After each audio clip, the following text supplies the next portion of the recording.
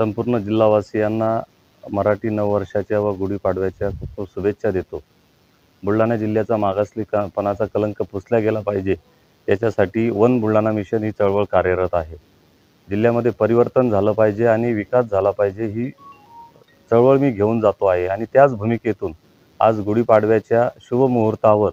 परिवर्तनाची गुढी आपण या ठिकाणी उभारलेली आहे. जिल्ह्याला मागासलेपणाचा कलंक आहे तो पुसला गेला पाहिजे आणि जिल्ह्यामध्ये राष्ट्रमाता जिजाऊ स्त्री शक्ती केंद्र, religious heritage corridor, global biodiversity park, स्पर्धा परीक्षा मार्गदर्शन केंद्र, प्रत्येक तालुक्यामध्ये MIDC, प्रत्येक तालुक्यामध्ये सुपर स्पेशालिटी हॉस्पिटल, पांधन रस्ते आणि माझ्या शेतकऱ्याच्या मालाला भाव मिळण्यासाठी योग्य ती धोरणे आखण्यासाठी संसदेमध्ये गेल्यावर त्या पद्धतीनं काम करणं